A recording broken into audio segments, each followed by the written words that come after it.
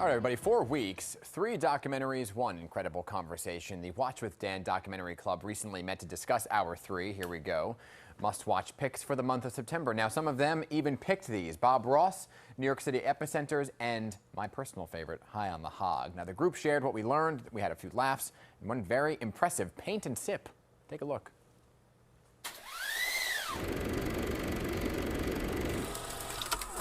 Hi, everybody. Hi, Dan. Hi, Dan. I recently went and did a sip and paint and thought of Bob Ross. You want me to show it? There you go. There you go. Yeah. Right?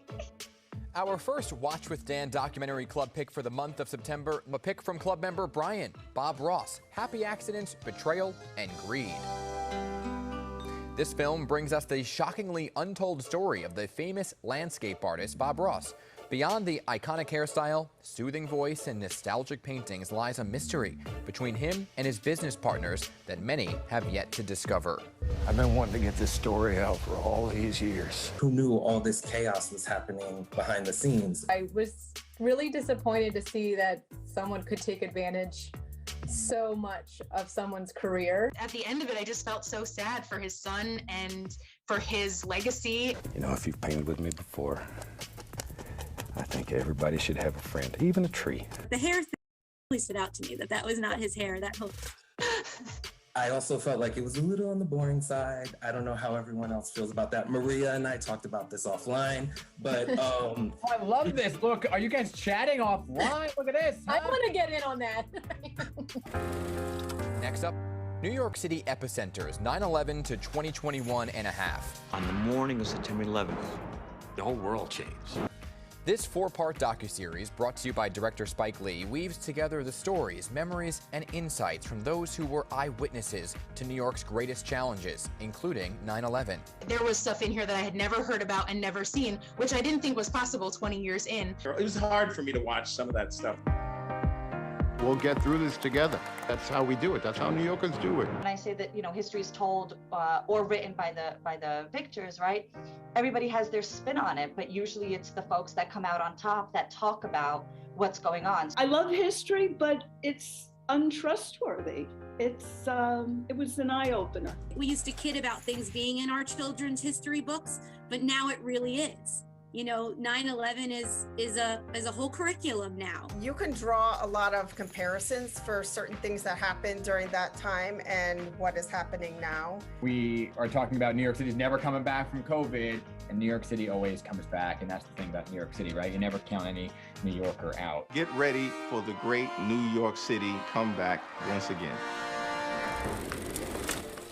And our third pick, chosen by club member Pat, High on the Hog, How African-American Cuisine Transformed America. This type of food, you can feel when you eat it. This moving 4-part docuseries takes us on a culinary journey from Africa to the Deep South to celebrate the African-American influence on America's kitchen today. Every episode there was tears or just thoughts of like, how do we not know this? Hearing the stories behind all the different dish ideas was actually pretty interesting because it kind of reminds you of your own home. Food really reflects who you are and where you've come from and your history. And if you aren't really rooted in that, you kind of really don't understand who you are. Despite the fact that we were in hell, we were suffering, somehow in all of that nonsense, we created a cuisine. Stephen is wonderful, and look what he did. What got to me is, of course, the slavery history is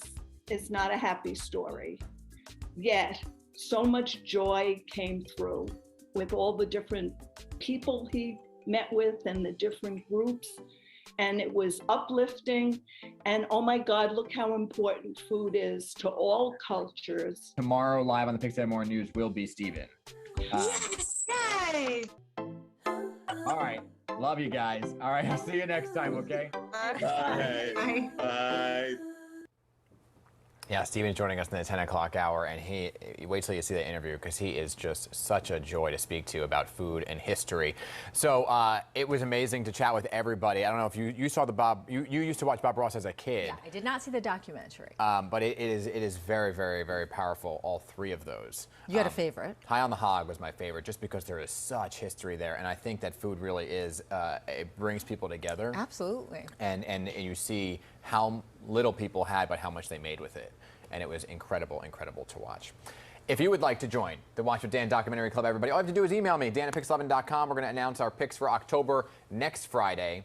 But we do want to give a birthday shout out right now for one of our club members, Larissa. She and her wife want to wish their baby Laya a very happy 2nd birthday. Do we have that photo? She says, your mommy's? Kaya. Oh, Kaya, sorry. They both love you like crazy. So there you go. Very happy birthday to you, Kaya. Sweet. Very nice. All right, so stick around for the 10 o'clock chat with Steven from High on the Hog.